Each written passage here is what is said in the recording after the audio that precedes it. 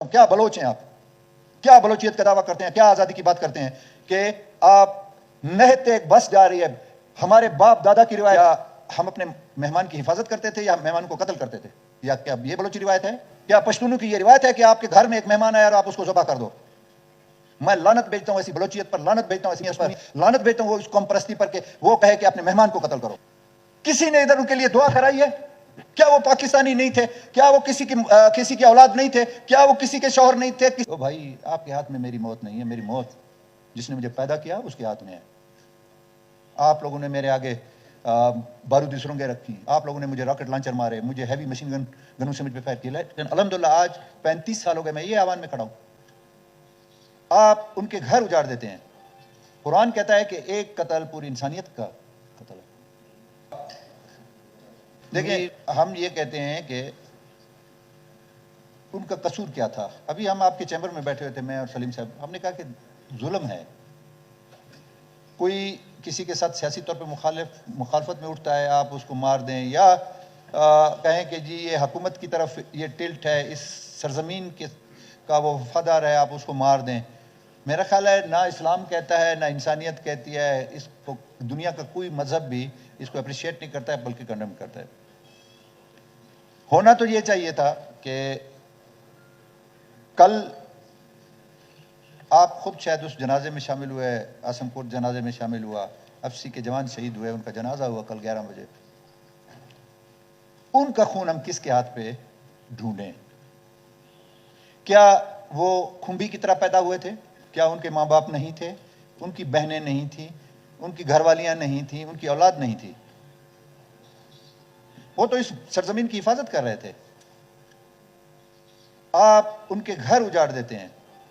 قرآن کہتا ہے کہ ایک قتل پوری انسانیت کا قتل ہے۔ تو میرا سوال یہ ہے، میں آپ کو دکھاتا ہوں میرے موبائل میں کہ جی آپ بی ایل ایف اور البراک ہے یا البرکو ہے یا چرکو ہے، جو بھی ہے، میں تو ان کو نہیں مانتا، آپ اس کے اوپر ہٹ لسٹ پر ٹاپ۔ بھائی، میں نے کسی کا کیا قصور کیا ہے؟ میں نے جا کے خزدار میں، تربت میں، پنجگور میں، اورماڑا میں کوئی ایک انچ زمین کسی کی قبضہ کی ہے؟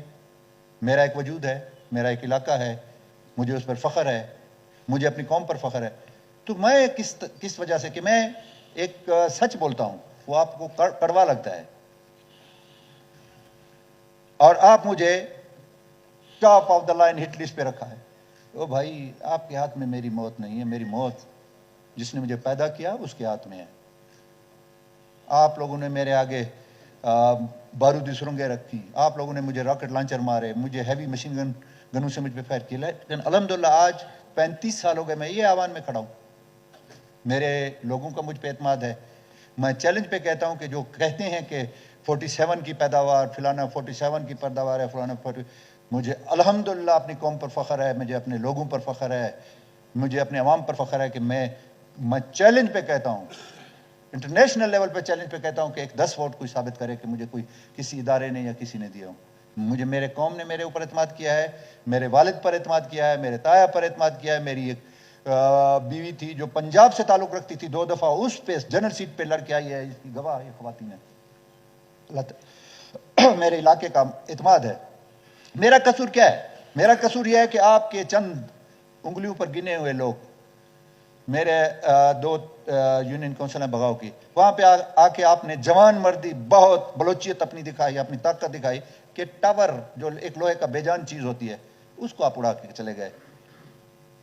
اس سے آرمی چیف یا وزیر اعظم یا صدر یا کور کمانڈر یا سیکٹر کمانڈر یا وزیر اعلیٰ یا گورنر پر کیا اثر ہوتا ہے؟